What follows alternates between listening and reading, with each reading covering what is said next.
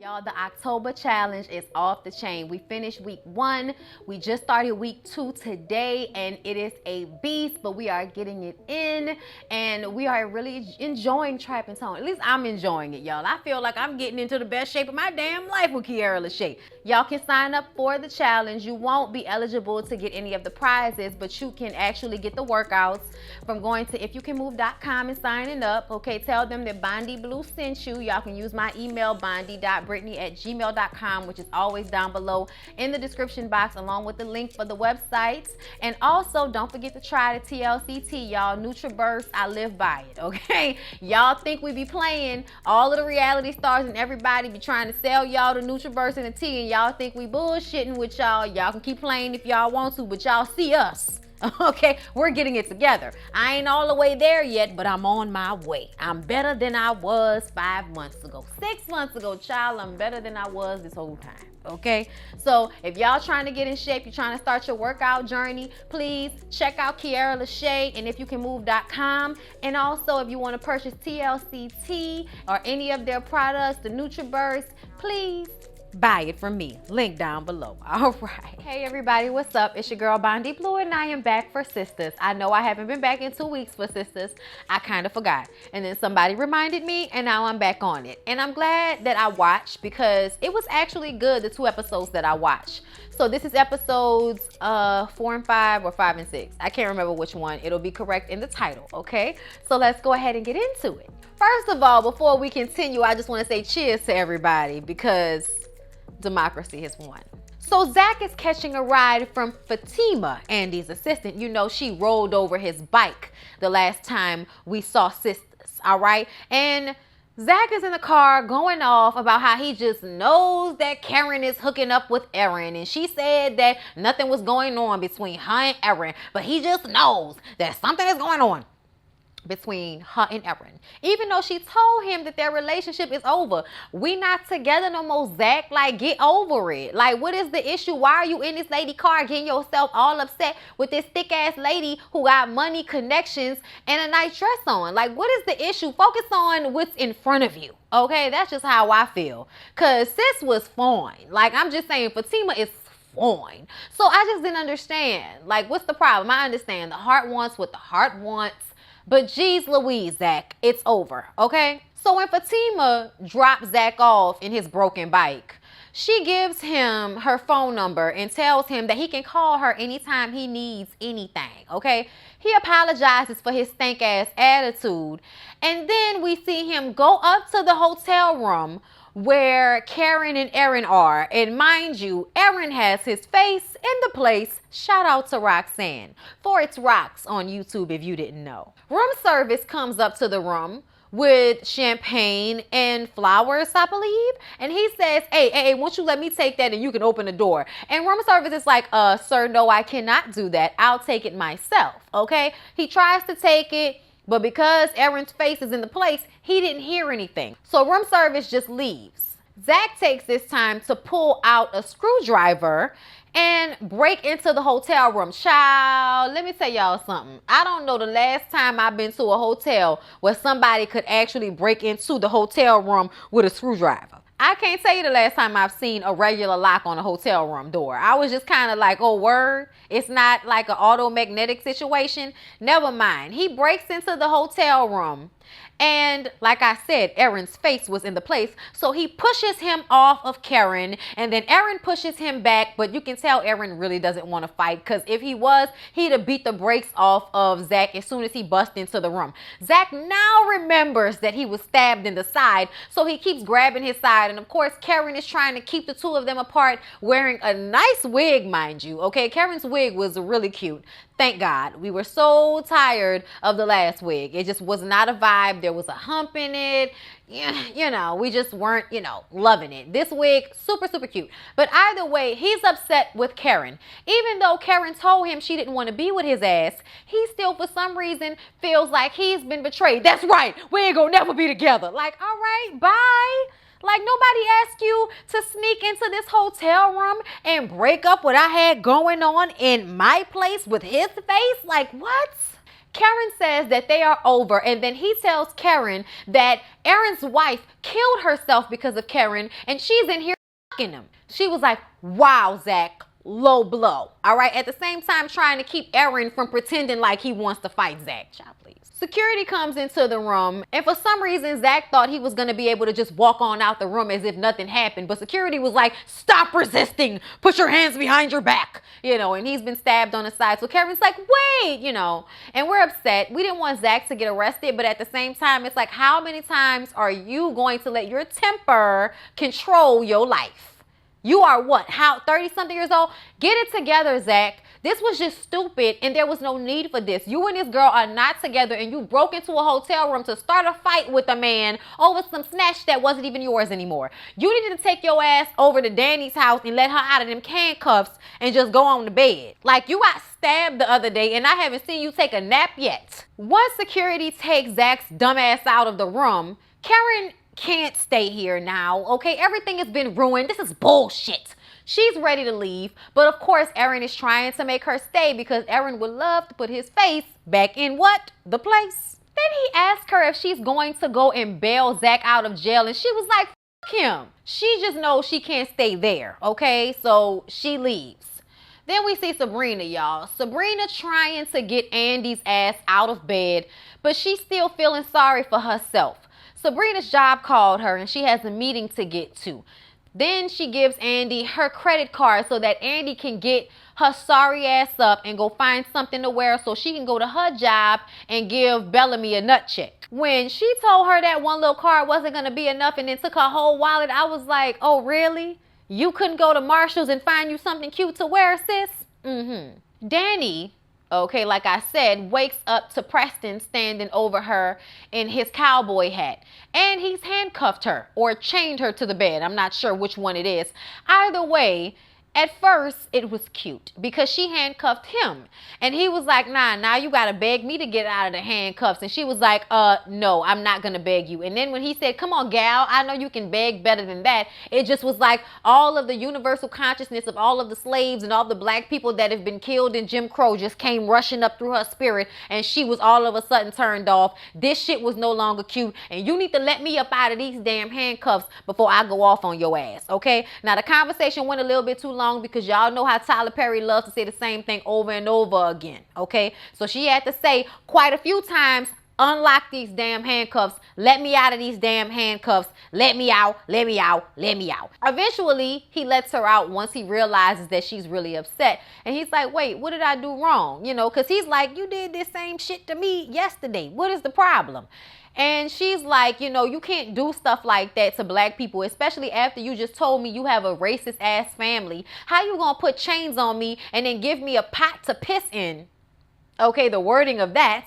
And then stand over me and tell me to beg you to let me free. Like, what in the racism and slavery is going on here? She wasn't appreciative of the vibe of it all. And I think he totally didn't understand. And so she went into the bathroom to collect herself. And she was like, was he trying to do slave play with me?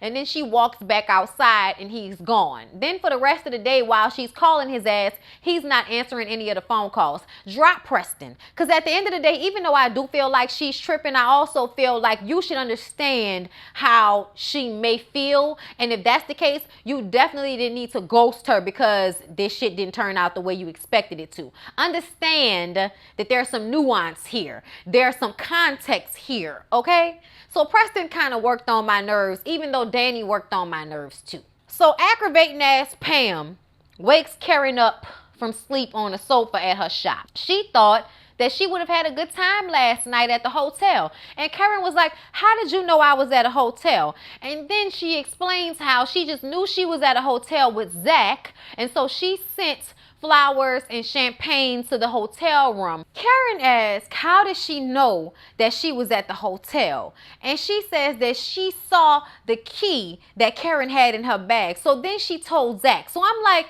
so if you thought it was her and Zach in the hotel, why did you have to tell Zach where the hotel room was? That doesn't make any damn sense. I just felt like, Tyler Perry, come on now, baby. This didn't make no sense. And if I'm going to play along, Pam, you working on my damn nerves, because that didn't make sense for you to tell him where the room was and then send flowers and champagne because this grown-ass man couldn't afford it. Obviously, Karen doesn't need to continue to be with a broke nigga that can't afford champagne and flowers, okay? Because Prosecco costs $20, all right? So I'm trying to understand why Pam is pushing so hard for Zach and Karen. Like, let it go, sis. Either way, Karen is upset because you button all in my damn business and you were wrong. Zach came to the hotel, broke into the hotel room, got into a fight with Aaron, who I was really with, okay, and his face was in my place. Now his ass is in jail. Karen tells Pam if she really wants to help her, do her job and stay out of her personal business, okay? Sabrina goes to check on Calvin at the gay bar. They are putting together a party for Maurice and for Calvin's dad because y'all know Calvin's other dad died. Calvin is in a bit of a mood, okay? He treats the little bartender, you know, a little bad. And I was just kind of like, child, I'm so tired of Calvin and his bad moods, but whatever. Maurice comes in and spoils the surprise. They ask if he's doing okay because he's looking a little beat up, but he said he got some Botox and he's doing just fine, okay? But he doesn't appreciate whatever is going on in here as far as the decorations, okay? And he also is trying to understand why y'all throwing a party for a dead man, but y'all ain't throwing a party for him. And then they have to tell him that, no, stupid, the party is for you, but it's also for Calvin's daddy, okay? To help him get over the fact that the other daddy is dead. Maurice says okay, says some other shit, and then asks for a drink from the bartender because he's been through an ordeal, even though it's like 10 o'clock in the morning. And then he continues to aggravate the hell out of Calvin by telling him that they need more glitter because it's time to celebrate a bitch. Which I actually loved, and I feel like I want to put on a t-shirt. Celebrate a bitch. You know, give me my flowers today. Gary meets with Hayden.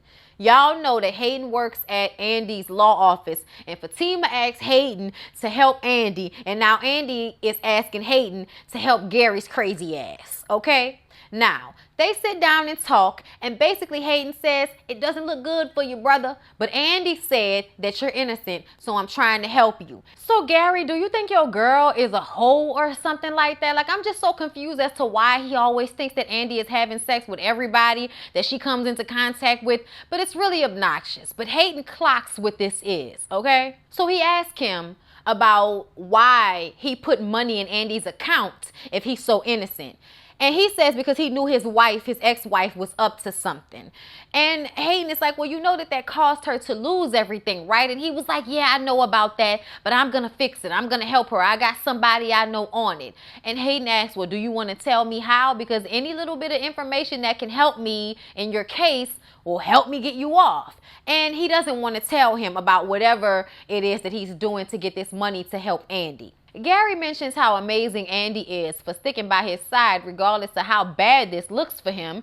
And Hayden points out that, yes, she is an amazing woman. He says, I haven't had a chance to get to know her really, but the time period that I talked to her about your case, she seems like an amazing woman. So then he gets into, so how much time have you spent with Andy? And it's just kind of like, come on, dude. Like, just, oh my God, y'all. Gary is crazy, and I really want Andy to leave Gary's crazy ass alone. So, y'all, Zach is in jail, and that lady cop asked him what the hell he's doing in there. And he explains how he got into this altercation at the hotel with Aaron, even though he didn't really hit him. And she's like, okay, so who's going to get you out of jail? He found out that his bond is $5,000. So he gives her Fatima's card, and she calls Fatima for him. Fatima is thinking that he's calling because he, you know, likes her, I guess. And when she finds out that it's really about him needing her to get him out of jail, she's like, damn, Zach, I told you second offenses are not a good thing when it comes to making this money. Lord. She says she has to get back to work, so he doesn't know if she's actually going to help him get out of jail. Child, I wouldn't help his ass get out of jail. $5,000, I just met your trifling ass. The lady cop was hating the whole time. I was just like, child, she knows she wants the D. Hayden comes in just as Fatima is getting off the telephone and tells her that he doesn't like Gary. Doesn't like Gary at all, which, child, we understand we don't like Gary's ass neither. Then a package comes into the office for Fatima for her to give to Andy. She opens it and it's a whole bunch of money, okay? A whole bunch of money. And she wanted to keep that money for herself. But Andy came in to speak to Bellamy So she decides to go ahead and show her the box with all of the money in it. At first, Andy was like, I don't want anything that Gary has. I don't want any of it. And she was like, girl, you sure? Because there's a whole bunch of money in here. And Andy grabbed that damn box of money so quick, I was just like, child, you know you need to stop fronting. Because all you do is front, Andy. She has Fatima call Bellamy and tell him that Andy's there to see him. Andy goes in to see Bellamy and she tells him that she knows about the settlements and that he was working with Jasmine and Morris. So apparently they were trying to, I guess, get some type of insurance claim or sue the law office for a certain amount of money or something like that, child. I'm not too sure about how that was all supposed to work out. But either way, Bellamy was trying to set Gary and Andy up for the fall so that they can get some large sum of money. All right. Once she presents it to him and says that she's going to hit up the insurance company and she's going to hit up the partners about this situation, he stops her from leaving. At this point, she turns on a recording in her purse so that it can record their conversation where he offers her $1 million settlement in order for her to say that, you know, nothing ever really happened. It's all good now. To forget about it all, you know, about the discrimination and all. And she was like, I wasn't going to file a discrimination lawsuit. And he says, well, you're the only black female lawyer here, so you know, there's that. I'm like, child, she wasn't never even worrying about that. She's probably glad she was the only black female lawyer there. Bellamy asks if she's going to take the settlement in exchange for her silence. She wants to know if Gary is innocent. And he says, I can't really tell you that. And she's like, look, I just want to know if Gary did it or not.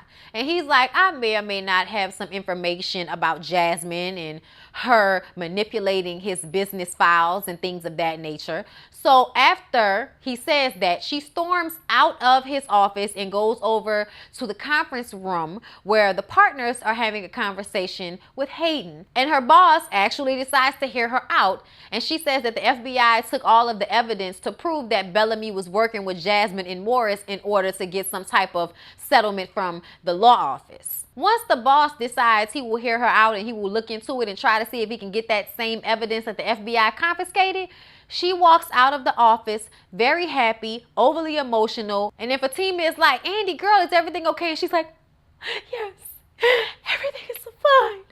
Oh my God. And then they hug and then it switches up and she grabs her money and starts to walk out. But then Paris, the janitor's grandson, shows up and he's like, you never called. And she was like, well, you know, I have a man. He says, listen, I know you got a man, but you don't have a ring on your finger, so I can still put my bid in. And she was like, bid? I'm not for sale. And he's like, I didn't mean it like that. She was like, whatever. Okay. I just know I'm not an object to be sold. He says, look, I'm just saying, keep your options open, you know, if you're not sure about your guy. And she's like, how do you know I'm not sure? And he was like, well, I was here today. The FBI came and confiscated all your shit. She gets upset and storms off. So I guess he feels that he's dug himself into a grave with Andy. But I'm like, that bitch stupid. Forget her. He goes over to Fatima's desk to get his check. And he asks her to put in a good word for him with Andy. But she's like, I'm not trying to get involved with that foolishness. That girl got too much shit going on as it is. So Sabrina gets to work. And Miss India, her boss, says that they did an audit and they found out that she didn't do anything wrong. They had Sabrina nerves so damn bad, just like this election. Miss India says that they are suspending her and they're going to suspend her for 3 days. And she's like, oh my God, 3 days? And Miss India is like, yeah, girl, they wanted to suspend you for 3 weeks. Here, sign this paperwork saying that you were out for 3 days already.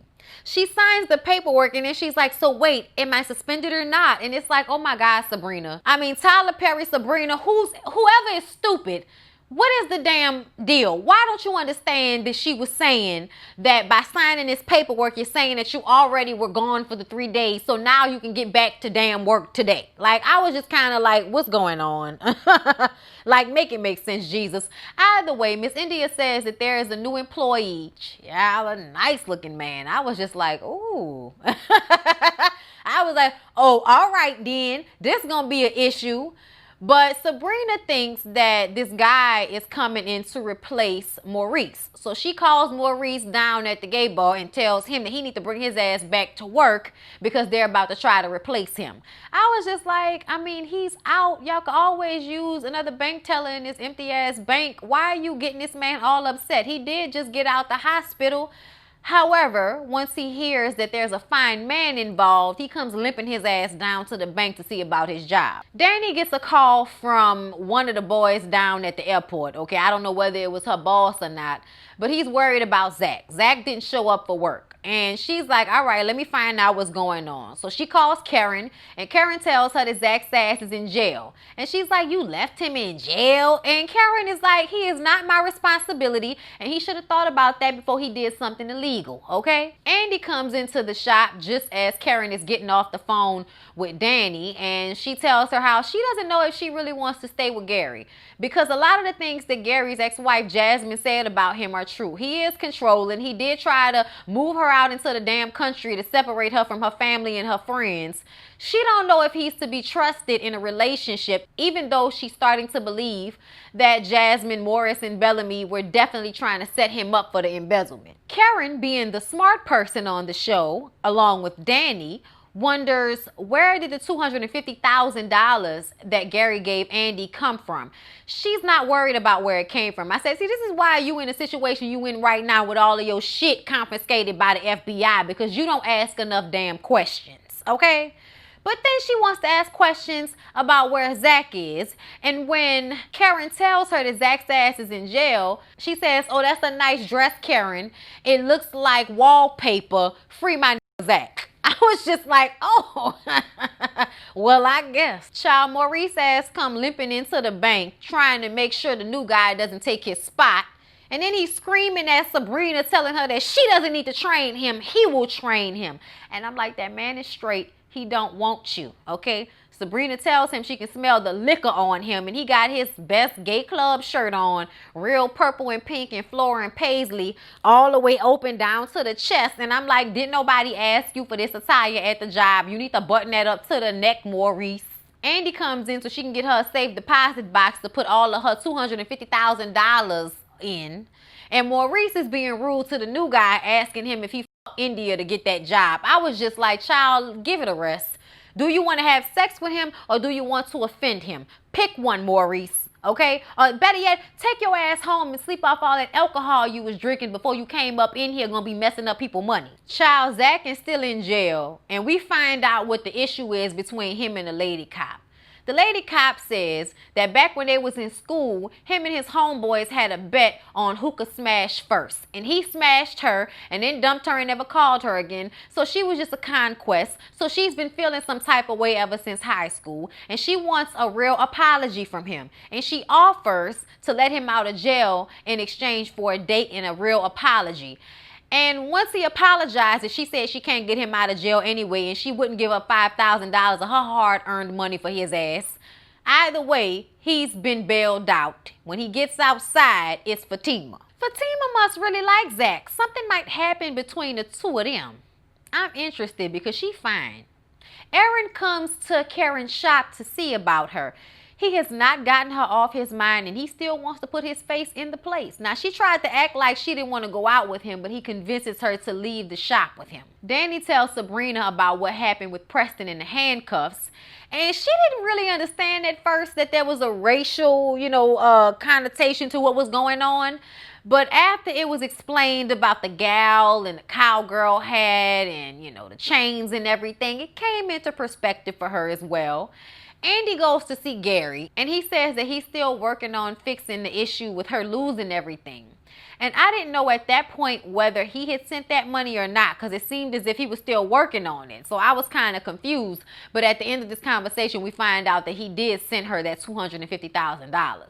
He asks her about Hayden, and she tells him that he's helping her get her life back. And she don't understand what the damn issue is. So we had to have a repetitive scene with her saying over and over again that she is not feeling him in all of this damn jealousy. And he's like, well, damn, I can tell you not feeling me in all this jealousy, but that's just the way I am. And that's how I'm going to be about mine. And she's like, I'm tired of this shit. Okay, you came into my life and you ruined my damn life with you and all of your foolishness. And he said, listen, if you don't want to be with me, you can step. He told her she can step. Sitting there chained to a damn table, gonna tell her she can step. She says, your ex-wife was right about you. She said you'd be mean to me because he called her apartment a piece of shit. He's trying to give her the world and she worrying about her little piece of shit apartment. And he was like, oh, so you still talking to my ex? Oh, so you in on this? Let me tell you something, okay? Lose my number. Don't call me again. And I want every cent of my $250,000 back from you, bitch. And she was like, let me tell you something. You ain't getting a motherfucking thing back from me, okay? Have a good day. And then she leaves. He also told her during that conversation that his boy, whoever his boy is, got him a lawyer. I was like, so you was just using her for access to an attorney? You ain't shit, Gary, and I knew you wasn't shit. See what I mean? It actually wasn't that bad. That flowed quite well for it to be 2 episodes. I'm just saying, I enjoyed it. And I'm glad that she finally saw that Gary ain't shit. I want Danny to stop tripping about Preston. Like, if you're gonna date a white boy, just go ahead and get your head around the fact that he's a white boy, okay? You chained his ass up first. Sabrina, do you really want to be with Calvin? Because I don't know. Calvin rubs me wrong. And that nice little man you met at the bank, he was cute. Also, who else? Karen, do you really want Aaron's face in a place, or do you want to be with Zach? Pick one, sis, because you still straddling the fence. I know this episode, it seems as if you finally made a damn decision, but this whole time, you've been acting like you didn't know what you wanted. And Maurice, please stop being so thirsty. Just because you gay, it doesn't mean you have to be thirsty. Like, I don't understand. Anyway, y'all, that was Sistas. I hope y'all enjoyed. I enjoyed. Please don't forget to like, comment, and subscribe to my channel if you have not already. I love y'all, and I'll see y'all in the next one.